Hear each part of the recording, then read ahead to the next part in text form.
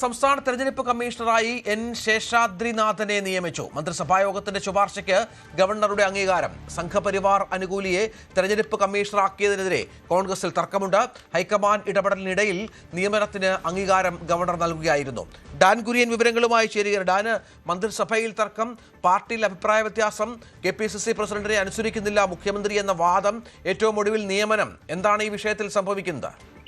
RSS പശ്ചാത്തലമുള്ള N ശേഷാദ്രിനാഥിനെ സംസ്ഥാനത്തിന്റെ തെരഞ്ഞെടുപ്പ് കമ്മീഷനായി ശുപാർശ ചെയ്തുകൊണ്ടുള്ള UDF സർക്കാരിന്റെ തീരുമാനത്തിനാണ് വിവാദങ്ങൾക്കും പ്രതിഷേധങ്ങൾക്കുമിടെ ഗവർണർ രാജേന്ദ്ര വിശ്വനാഥ് അർലേക്കർ അനുമതി നൽകിയിരിക്കുന്നത്. ഫയലിൽ അദ്ദേഹം ഒപ്പുവെച്ചിരിക്കുകയാണ്. പാർട്ടിയുടെ കടുത്ത വിയോജിപ്പും എതിർപ്പും ദേശീയ നേതൃത്വത്തിന്റെ ഇടപെടലുമൊക്കെ മറികടന്നുകൊണ്ടാണ് ഇപ്പോൾ ഈ തീരുമാനം യാഥാർത്ഥ്യമായിരിക്കുന്നത്. കോൺഗ്രസ് ദേശീയ നേതൃത്വത്തിന് തന്നെ ഇതുമായി ബന്ധപ്പെട്ട് പരാതി ലഭിച്ചതിന്റെ അടിസ്ഥാനത്തിൽ ഹൈക്കമാൻഡ് പ്രതിനിധി മുഖ്യമന്ത്രിയെ ഫോണിൽ വിളിച്ച് പാർട്ടിയുമായി കൂടിയാലോചിച്ചുകൊണ്ട് ഈ വിഷയത്തിൽ തീരുമാനത്തിലേക്ക് കടക്കാവൂ എന്ന തരത്തിൽ ചില ചർച്ചകൾ നടന്നുവെന്നുള്ള സൂചനകളടക്കം ഇന്ന് പുറത്തു വന്നിരുന്നു. അതിന് പിന്നാലെയാണ് ഈ നിർണായകമായ തീരുമാനത്തിന് ഗവർണർ അനുമതി നൽകിയിരിക്കുന്നത്. ഈ ശുപാർശ കഴിഞ്ഞ ദിവസം തന്നെ ലോക്ഭവനിൽ എത്തിയിരുന്നു. അതിന് പിന്നാലെയാണ് ഈ വിഷയത്തിൽ അടിയന്തരമായ ഒരു പുനർവിചിന്തനം നടത്തണമെന്ന ആവശ്യം ഉന്നയിച്ചുകൊണ്ട് KPCC ജനറൽ സെക്രട്ടറിയായ PM നിയാസ് പാർട്ടി ദേശീയ നേതൃത്വത്തിനും ആഭ്യന്തരമന്ത്രിക്കും